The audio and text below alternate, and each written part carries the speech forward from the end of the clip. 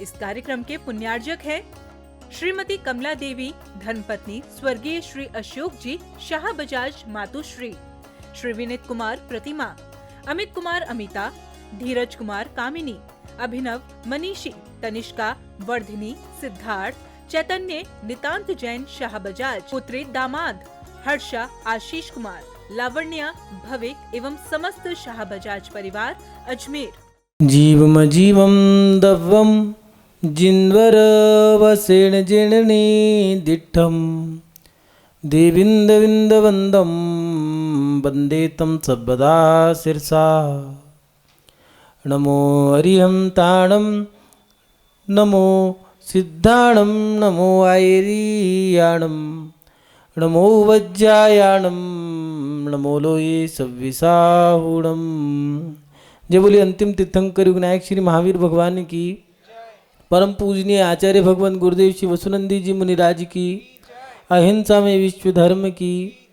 सभी उपस्थित धर्म प्रेमी पुण्य आत्मा एवं महानुभाव, धर्मात्मा व्यक्ति जब धर्म करता है तो वह अपने जीवन में उन पाप कर्मों से बचना चाहता है जिससे वह अपने धर्म की रक्षा करता है, और अपने जीवन में उन पाप क्रियाओं से बच कर के वह उस मार्ग पर चलना चाहता है जिससे वह शाश्वत अवस्था को प्राप्त कर ले। लेकिन वह ये नहीं जान पाता कि ऐसी कौन सी क्रिया है कि जिसके माध्यम से मेरा धर्म खराब हो जाएगा, मेरा धर्म नष्ट हो जाएगा। धर्मात्मा व्यक्ति को दो चीज़ों की आवश्यकता पड़ती है, एक धर्म के मार्ग पर आगे बढ़ने के लिए धर्म की जानकारी की, और दूसरा जिससे धर्म नष्ट हो जाए ऐसे वो पाप कर्म उनसे बचने के लिए पाप की जानकारी। धर्म और अधर्म दोनों की जानकारी जब उसके पास होती है तो वह व्यक्ति सही मार्ग पर चल कर के अपना लक्ष्य शीघ्र प्राप्त कर लेता है। लेकिन मन में एक जिज्ञासा आती है कि ऐसे कौन से कारण हैं जिससे हमारा धर्म छूटता है। हम मोक्ष जाना चाहते हैं, हम जानते हैं कि जब हम मोक्ष का पुरुषार्थ करेंगे तो हमें स्वर्ग अपने आप ही स्वतः ही मिल जाएगा। जैसे गेहूं की फसल करने वाले को भूसे का लाभ अपने आप हो जाता है, ऐसे ही धर्मात्मा व्यक्ति सोचता है कि मैं तो मोक्ष का पुरुषार्थ करता हूँ, बाकी कोई भी देव गति है वो मुझे मिल जाएगी। किंतु एक सवाल खड़ा होता है कि ऐसे कौन से कार्य हैं जो नरक जाने का काम करते हैं। नरक का बीज है क्या, ये एक सवाल खड़ा होता है कि क्या है नरक का बीज। तो महानुभाव, आचार्यों ने, नीतिकारों ने, महात्माओं ने अलग अलग समय पे अलग अलग नरक की व्याख्या करी है। आचार्य उमा स्वामी जी ने तत्वार सूत्र में लिखा, भववारम परिकृतम नारकस्य उचाहा। बहुत आरंभ बहुत परिग्रह नरक का कारण है। जितना आरंभ सारंभ करोगे, जितना परिग्रह पढ़ाओगे, उतना उतना आप दुखी होते जाओगे और आपका आर्त ध्यान बढ़ता चला जाएगा और आप नरक के द्वार पर पहुंच जाओगे। 7 व्यसन 7 नरक के द्वार हैं, ऐसा आचार्य वसुनंदी स्वामी जी ने वसुनंदी शावकाचार्य में लिखा। जुआ खेलना, मांस, मद, वेश्यागमन, शिकार, चोरी, परिस्त्री का सेवन करना, ये 7 व्यसन दिए हैं। इन 7 व्यसनों का अगर कोई सेवन करता है तो वह व्यक्ति नरक के द्वार पे जाके खड़ा हो जाता है। 7 नरक के द्वार बता दिए, 7 व्यसन दे दिए। आचार्य मार्कंड स्वामी जी ने लिखा कि रात्रि भोजन करना मांस के समान है और मांसाहारी व्यक्ति नियम से नरक जाता है, इसलिए उन्होंने रात्रि भोजन को नरक का द्वार बताया। सिद्धांत चौकती नेमिचंद स्वामी जी उन्होंने लिखा कि नारति नारकी, जिसके हृदय में प्रेम नहीं है उसके हृदय में क्रोध होगा, क्षमा नहीं होगी। जिनके अंतरंग में वात्सल्य होता है वो सबके साथ रह लेते हैं, समूह के साथ रह लेते हैं। लेकिन जिनके अंदर प्रेम नहीं है वहाँ क्रोध होता है, और क्रोधी व्यक्ति अपनी गति बिगाड़ लेता है। इसलिए आचार्य सिद्धांत चक्रवर्ती नेमिचंद स्वामी जी ने, सिद्धांत चक्रवर्ती स्वामी जी हुए, उन्होंने लिखा नारति नारिका, जिसके अंदर प्रेम नहीं है, हृदय में वात्सल्य नहीं है, वो व्यक्ति नरक जाने का मार्ग ढूंढ चुका है, नियम से नरक जाएगा। इसके साथ साथ कई आचार्यों ने लिखा आर्त ध्यान, रौद्र ध्यान और 5 पाप, हिंसा, झूठ, चोरी, कुशिल, परिग्रह, 3 मकार, मद, मांस, मधु का सेवन करना, ये भी नरक के द्वार हैं। इनके साथ साथ वेद व्यास जी ने महाभारत में 4 नरक के द्वार बताए। पहला स्त्री का सेवन, पर स्त्री का सेवन करना। दूसरा रात्रि भोजन करना, संधान आचार का सेवन करना। और चौथा दिया आचार का सेवन करना और उसके साथ साथ जमीकंद का सेवन करना। वेद व्यास जी ने महाभारत में लिखा ये 4 द्वार नरक के द्वार खोलने के कारण है। 4 क्रिया अगर कोई करता है तो वो नरक जाने की तैयारी कर रहे हैं। वेद व्यास जी के साथ साथ गोस्वामी जी ने लिखा कि दुष्ट संग नहीं देत विधाता, या से भलो नरक को बासा। दुष्ट की संगति नरक का द्वार दिलाती है। हे भगवान, मुझे दुष्ट की संगति नहीं चाहिए। सांप की जिह्वा में जहर होता है, बिच्छू के डंक में जहर होता है, मधुमक्खी के डंक में जहर होता है, लेकिन दुष्ट तो ऐसा है जिसकी रग रग में जहर होता है। इसलिए दुष्ट संग नहीं देत विधाता, या से भलो नरक को बासा। वेद व्यास जी ने महाभारत में लिखा कभी दुष्ट की संगति मत करना। अगर दुष्ट की संगति करोगे तो नियम से आप नरक जाओगे, क्योंकि वो दुष्ट आपको दुष्ट बना देगा। महात्मा कबीरदास जी ने लिखा ये निंदक ना मिले एक भी, पापी मिले 1000। एक एक निंदक के सिर पे लाखों पापी का भार।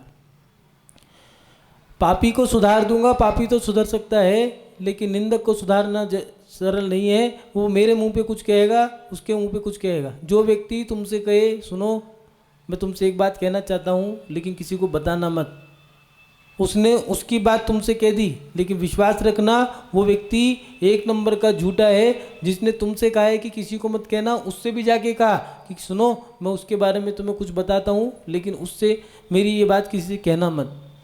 जो बात को लगा करके पहले ही कह दे कि किसी से मेरी बात मत कहना, उसके मन में शंका है क्योंकि वो गलत है, इसलिए उस व्यक्ति पे कभी विश्वास मत करना।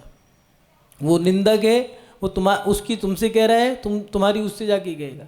इसलिए अपने जीवन में निंदक से बचो। आचार्य अमोघवर स्वामी जी प्रश्नोत्तर रत्मालिका में उन्होंने लिखा कि निंदा करने वाला, गुरु निंदा, सबसे बड़ा विश्व का सबसे बड़ा जो जहर है वो है पोटेशियम साइनाइड। अगर उसको रख दिया जाए तो उसकी वो हवा में फैल जाए तो लाखों लोग मर जाएंगे। लेकिन उन्होंने लिखा कि उससे भी बड़ा कोई जहर है तो वो जहर है गुरु निंदा। गुरु की निंदा करने वाला व्यक्ति नियम से नरक गति का बंध बांधता है, नरक का रास्ता खोल लेता है। महानुभाव, अलग अलग आचार्यों ने अपने अपने समय में अपने अपने अनुसार अपने विचारों को रखा और उन्होंने बताया कि नरक के द्वार क्या है। आचार्य कुंदकुंद स्वामी जी ने रेणसार में लिखा नहीं दानम नहीं पूया नहीं शीलम नहीं गुणम न चरितम, जो जैना भणिया ते नरिया होंती कुमाणी सतरिया।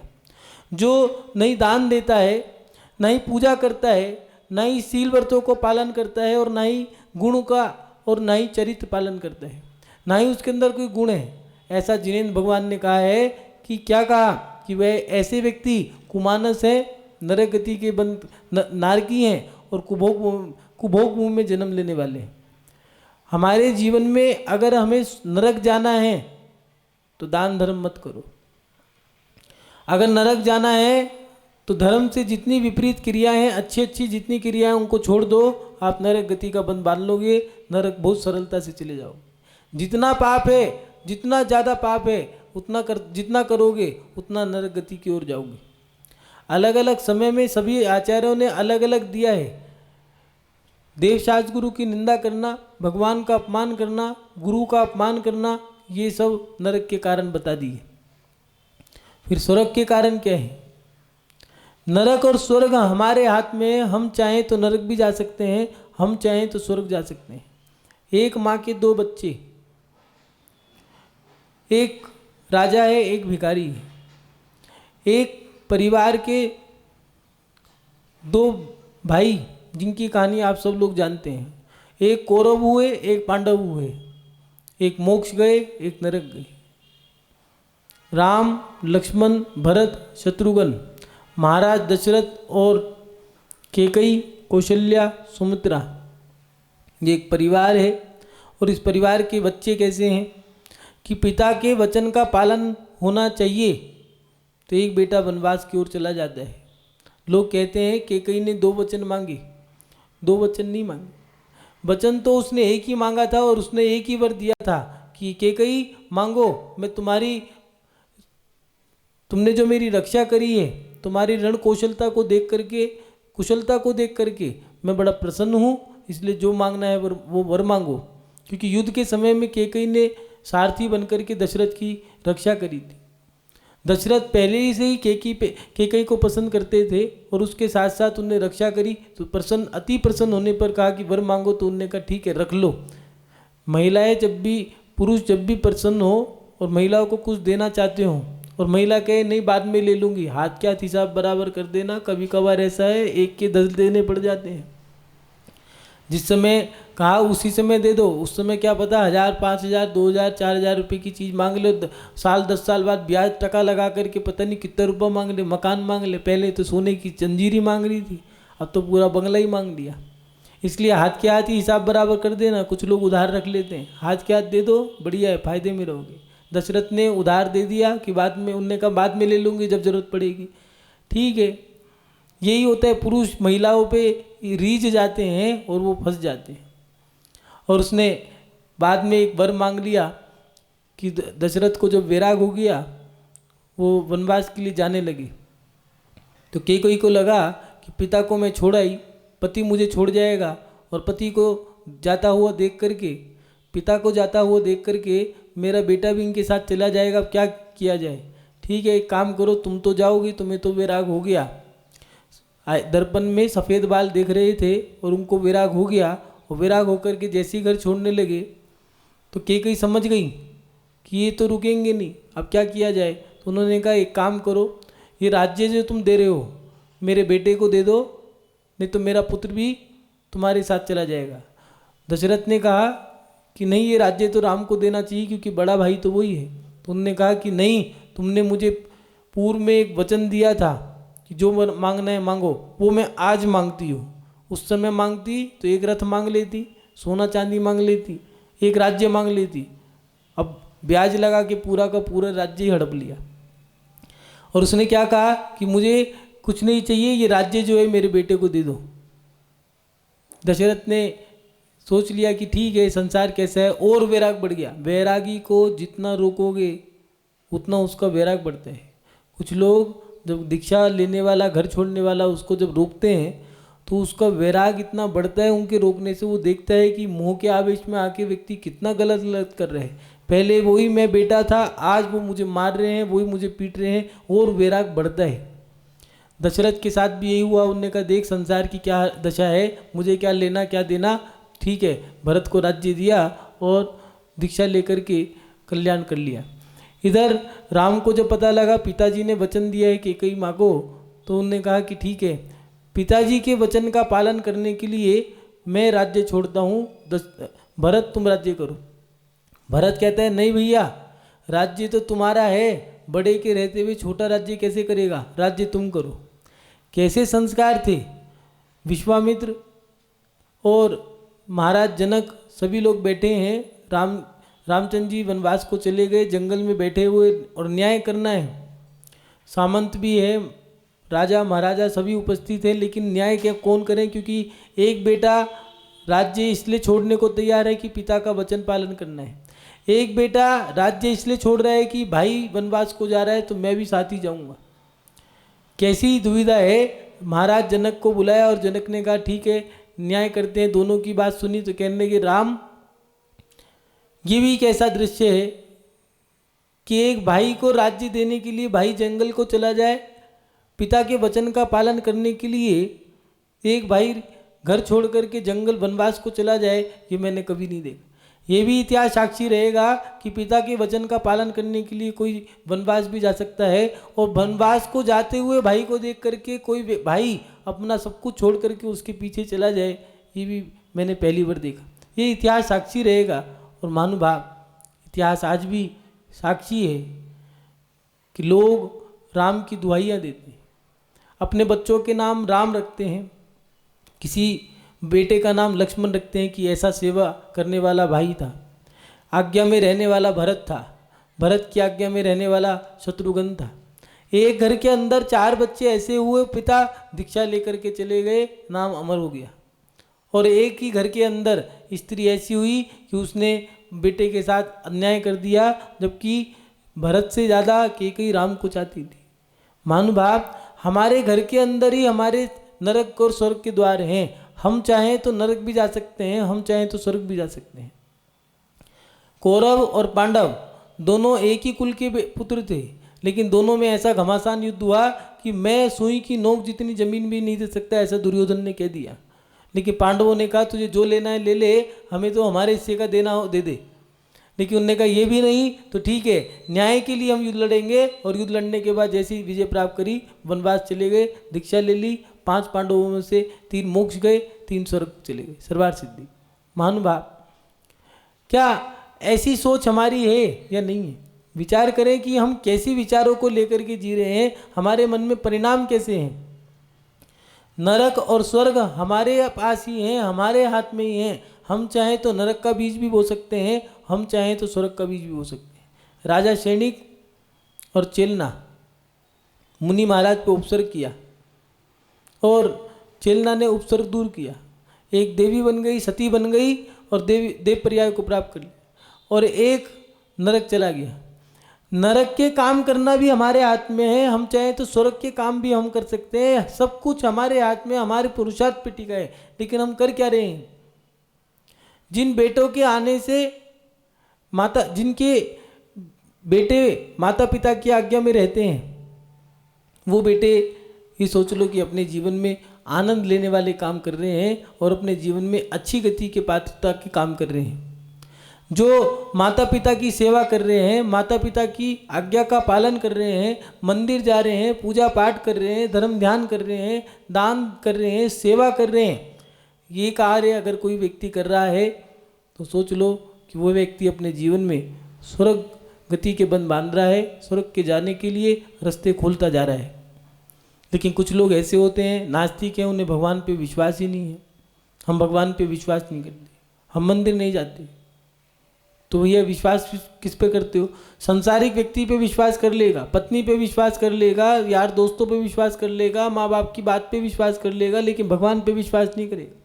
मंदिर नहीं जाते, पूजा पाठ नहीं करते, दान धर्म नहीं करते, जिनको लोग व्यवहार में नास्तिक कहते हैं।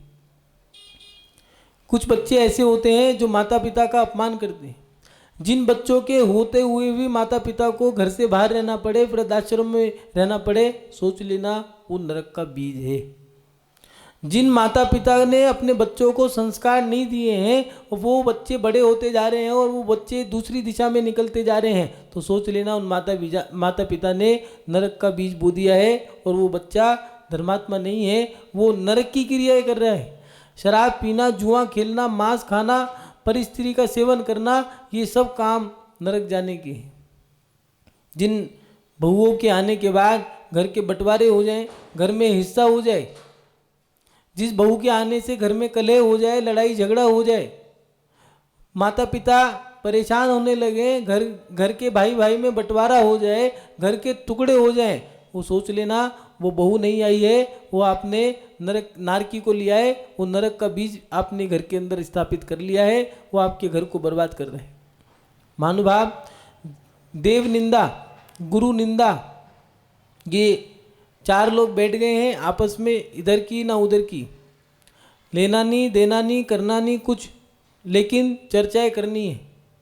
प्राय करके ये काम कब होते हैं? या तो दुकान पे बैठ करके होते हैं, नहीं तो दुकान तो बंद हो गई 8 बजे 7 बजे 8 बजे तक। अब क्या करें? चलो भैया 4 चौकड़ी बैठ गई हैं, 4-6 लोग बैठ गए हैं और इधर उधर की चर्चा करते रहे। 2-3 विषय ऐसे हैं जो फोकट के हैं। एक तो राजनीति का, माँ बम फोड़ दिया, उसने ऐसा कर दिया, इसने वैसा कर दिया। दूसरा भोजन का, भोज्य सामग्री घट गई है, बढ़ गई है, महंगाई बढ़ गई, महंगाई घट गई। कोई आदमी नहीं मरा महंगाई बढ़ने से ना घटने से। तीसरा धर्म का क्षेत्र, मंदिर में ऐसा हो रहा है, मंदिर में वैसा हो रहा है, गुरु ऐसे हैं, गुरु वैसे हैं। इन चीज़ों पे व्यक्ति चर्चा कर रहा है, लेकिन उससे किया तो उसने रुपये का नुकसान कमाया, उसने रुपया नुकसान कर दिया उसने लाखों करोड़ों अरबों रुपए का। गुरु निंदा सबसे बड़ा अपमान है। इसलिए जो व्यक्ति गुरु की निंदा कर रहा है, देवशास्त्र गुरु की निंदा कर रहा है, जिन्हें भगवान का अपमान कर रहा है, वह व्यक्ति नारकी है, नरक का बीज बो रहा है। महानुभाव, अलग अलग आचार्यों ने अलग अलग उपमाएं दी हैं। बहुत आरम और बहुत परिग्रह को इकट्ठा करता है तो वो भी नरक के द्वार ही खोल रहा है। जितने में गुजारा हो उतना रखो, उससे ज़्यादा क्यों करते, परेशान होगे। दुष्ट के साथ संगति करोगे तो आपको दुख मिलेगा ही मिलेगा। अभक्ष का सेवन करोगे 2-4 महीने तो ऐसे धर्मात्मा पानी छान के पीना, रात्रि भोजन का त्याग करना। जुलाई के महीने में चतुर्मास स्थापित हो जाते हैं सभी साधु के। जुलाई के महीने में तो ऐसे ही धर्म के ध्यान की बातें करते हैं, इनसे बड़ा कर्मकांड और सिद्धांत का चक्रवर्ती कोई नहीं हो सकता। जुलाई का महीना गया और अक्टूबर के अगस्त और सितंबर के महीने में व्रत उपवास शुरू हो जाते हैं, तो ऐसे उपवास करेंगे, ऐसा लगता है यही मोक्ष जाएगा इसी पंचम काल से। लेकिन जैसे ही सितंबर का महीना गया और अक्टूबर नवंबर का महीना आया तो तैयारी ऐसी शुरू हो गई है, चलो भैया व्यापार परचेजिंग करना शुरू करते हैं, बाजार चलते हैं, उसकी शादी में जाना, उसके कपड़े खरीदना और शादी में जाने के बाद नवंबर का जो महीना आया, अब उसका जन्मदिन, उसका साल गिर गया, उसका साल चढ़ गया, उसकी साल गिरा है, उसका जन्म दिवस है, उसके यहाँ शादी है, अब रात को खा रहे हैं, गुर्रा रहे हैं, चिल्ला रहे हैं, सब काम कर रहे हैं। 4 महीने तो ऐसे भक्त थे, चौथा महीना पूरा हुआ नहीं, पता चला 1 नंबर के कम भक्त निकले। कहाँ गए धर्मात्मा? यहाँ आचार्य भगवंत जी लिख रहे हैं, महाभारत में वेद व्यास जी ने लिखा, अभक्ष का सेवन करना, परिस्त्री का सेवन करना, असंधान आचार का सेवन करना, जमीकंद को खाना, रात्रि भोजन करना, ये 4 नरक के द्वार बताए। ये तो महाभारत में बताया वेद व्यास जी ने। इसी को रविशेन स्वामी जी ने पद्म पुराण के 14वें अध्याय में दिया कि कोई व्यक्ति रात्रि में भोजन करता है और उसके साथ भोजन करने वाले वो तो नारकी, और उसके साथ भोजन करने वाले कुत्ते बिल्ली, वो त्रियंच गति के पात्र बन रहे। महानुभाव, जिसने भोजन दावत रखी है रात्रि में, उस रात्रि में दावत रखने से वो तो नरक गति का बंध बांध चुका है। इतने लोगों को उनने भोजन कराया। और वो मायाचारी जिन्होंने, कई लोग ऐसे हैं, हमारा तो रात्रि में 8 बजे का त्याग है भैया। क्यों भैया 8 बजे तक कौन सा दिन निकलता है राजस्थान में? राजस्थान, दिल्ली, यूपी, हरियाणा, इस साइड, अगर आप कर्नाटक साइड कहते तो चलो मान लेते एक बार को, ठीक है, वहाँ दिन थोड़ा सा बड़ा हो सकता है। और विदेशों की बात करते तो वहाँ दिन आगे पीछे भी हो जाते हैं। लेकिन किस व्यक्ति के 8 बजे तक, रात्रि 8 बजे तक हमारा त्याग है, कोई व्यक्ति कह रहा है 9 बजे तक त्याग है, किसी ने 10 बजे तक, एक व्यक्ति ने तो यहाँ तक कि हद ही पार कर दी, कहने लगा मेरा रात्रि के 2 बजे के बाद रात्रि भोजन का त्याग है। क्यों भैया, भगवान पे एहसान कर रहे क्या? 2 घंटे और खा लेते, 4 बजे तो दिन ही निकल जाता। ये हम छल कपट क्यों कर रहे हैं? बहुत आरंभ, बहुत परिग्रह रख रहे हैं, रखे जा रहे हैं, बढ़ाए। जब एक गाड़ी से गुजारा कर सकते थे तो क्यों 4 रखी? अब फिर अब चिल्ला रहे महंगाई। क्यों भैया, जो मजदूर है वो नहीं जी रहा क्या? आज के समय में आप भी जी रहे हो, वो भी जी रहा है, लेकिन आपने अपनी आवश्यकताओं को इतना बढ़ा दिया है जिससे आप परेशान हो। इसलिए आचार्य उमा स्वामी जी ने लिखा, बहु आरंभ परिग्रह नारकस से ऊंचा। उसके साथ साथ आचार्य वसुनंदी स्वामी जी ने लिखा, 7 व्यसन, जुआ खेलना। IPL शुरू होने वाला है, क्रिकेट शुरू होने वाला है। पहले मनोरंजन था, लेकिन मनोरंजन को कैसे आपने जुए में बदल दिया है। वो जीतेगा तो इतना लगाएंगे, सट्टा, एमसेक्स, शेयर मार्केट, इसमें ये सब जुआ है। अब भैया ये तो 1 नंबर का, किस अपेक्षा से आप 1 नंबर का मान लोगे? जुआ खेलना, मांस खाना, ये बाजार की जितनी सामग्री है, अंडे वाले केक, ये फास्ट फूड जितने भी आते हैं आउट ऑफ कंट्री के हैं। मैगी यहाँ की नहीं है, वहाँ के नूडल्स में आटे में ही अंडा डाल के बनाते। क्या कारण है? आप घर में बनाते हो तो उसमें खिंचाव नहीं आता, बाहर जाते हो तो पिज्जा में ऐसा खिंचाव आता है, घर वाले में क्यों नहीं आता है? लेकिन हमें तो वो खाना ही है। जुआ खेलना, मांस खाना, वेश्या का, परिस्त्री का सेवन करना। रात को 2 बजे बच्चे करके रहे हैं मोबाइल पे, कौन सा कॉलेज चल रहा है? परिस्त्री का सेवन करना, शिकार करना, ये 7 व्यसन, 7 नरकों के द्वार आचार्य वसुनंदी स्वामी ने शावकाचार में दिए। इसके साथ साथ वेद व्यास जी ने महाभारत में भी दिया, 4 नरक के द्वार। और इसके गोस्वामी जी ने दुष्टता, अपने जीवन में संगति अगर बनानी है तो सज्जन की संगति बनाओ, दुष्ट की संगति बना करके अच्छा नहीं होगा। कई लोग नशे का सेवन का त्याग कर देते हैं, लेकिन दोबारा पुनः अगर नशे वाले व्यक्ति के साथ बैठने लगते हैं तो फिर बहुत नशे का सेवन शुरू कर देते हैं। ये क्या हुआ? जिसकी संगति में जाओगे, दूध की दुकान पर जाकर के आप सोने की अंगूठी खरीदोगे तो नहीं मिलेगी, या फिर सब्जी भाजी तरकारी की दुकान पे जाओगे, आप कह दो भैया लोहे की जंजीर दे दो, तो वो कहाँ से देगा? ऐसे ही दुष्ट के पास आपको अच्छी संगति नहीं है, वो वहाँ पर आपको अच्छे विचार नहीं मिलेंगे, अच्छी क्रिया नहीं मिलेंगी। आपकी क्रिया कौन सी है, विचार कैसे? परेशान, संसार में परेशान होने का कारण जब व्यक्ति संसार में मर्यादा को नष्ट कर देते हैं। धर्म और कर्म दोनों का एक संतुलन है, लेकिन जब आप संतुलन बिगाड़ देते हो तो आप दुखी होना शुरू हो जाते हो। दुष्ट संग नहीं देत विधाता, यहाँ से भलो नरक को बासा। संगति से बचो, अपनी संगति कैसी है उस पर ध्यान दो। और उसके साथ साथ कबीरदास जी ने तो यहाँ तक लिख दिया, निंदक न्यारे राग, निंदक ना मिले एक भी, पापी मिले हजार। एक एक निंदक के सिर पे लाखों पापी का भार। हे भगवान, मैं दुष्ट पापी को सुधार सकता हूँ, लेकिन निंदक मेरे मुंह पे कुछ है, पीठ पीछे कुछ है। आचार्य कुनकुन स्वामी जी लिख रहे हैं, ना दानम ना पूजा, जिनने कभी जीवन में दान नहीं दिया, कभी पूजा ही नहीं, कभी शील का पालन नहीं करा है। कई महिलाएं, बालिकाएं, और ऐसा नहीं पुरुष भी, जो लड़की अभी शादी नहीं करी है जिसने, उस लड़की को सजने के लिए दिया क्यों है? क्यों सज रही है? महिला, किसी महिला ने श्रृंगार किए हैं, वो तो चलो उससे पूछे किसके लिए, तो उन्होंने कह दिया पति के लिए किए, ठीक है। लेकिन महिला ने श्रृंगार किए पति के लिए, लड़की ने श्रृंगार किसके लिए किए? अब कोई उसे उठा के ले गया, लड़की किसी के साथ भाग गई तो क्या अब रो रहे हैं हमारी भाग गई, तो भगाने के काम करोगे? अब भैया तुम्हें किसी ने, तुमने दिखाया, उसने देख लिया, उसने पसंद कर लिया, अब वो दोनों भाग गए तो फायदा ही तो हो गया। फोकट में भाग गए, तुम्हें खर्चा करना पड़ता 20, 25, 50 लाख रुपया, और 50 रुपये, 100 रुपये या 1000, 500 रुपये मेकअप करके भाग गए, फायदा ही हो गया। क्योंकि तुमने लड़की को सजाया किस लिए? दिखाने के लिए, और देख करके वो भाग गई तो अच्छा हुआ ना, 1000, 2000 में खर्चा हो गया पूरा। 50 लाख का खर्चा था वो बच गया। हम जो कर रहे हैं, सील का भी पालन हमें करना होगा। अगर गलत कर रहे हो तो गलत ही प्रभाव मिलेगा। मानो पूजा करना, गुरु की सेवा करना, शास्त्रों की विनय करना, भगवान की आज्ञा का पालन करना, अपने जीवन में सरल बनना, सहज बनना, ये सब क्रिया अगर कोई व्यक्ति करता है तो महानुभाव वह देवगति का पात्र बनता है। और महाव्रतों को अगर अंगीकार कर ले, देश व्रतों को अंगीकार कर ले, तो वह व्यक्ति समाधि करके उत्तम समाधि करता है तो वह मोक्ष का पात्र बनता है। अगर इनसे कोई विपरीत है, जो ना पूजा करता है, ना पाठ करता है, ना दान करता है, ना सेवा करता है, ना ही कभी जीवन में कोई परोपकार उपकार की क्रिया करता है, ना शील व्रत धारण करता है, घरों के अंदर रह कर के लड़ाई करता है, माता पिता, बच्चों के होते हुए भी माता पिता को वृद्धाश्रम में रहना पड़े, बच्चों के होते हुए भी माता पिता को मकान में अकेला रहना पड़े, वो बच्चे अलग रह रहे हैं, माँ अलग रह रही है, ये पिता अलग रह रहे हैं, ये क्रियाएं अच्छी नहीं है। ये क्रियाएं दुख देने वाली हैं, और दुख दे करके कभी सुख नहीं मिलता।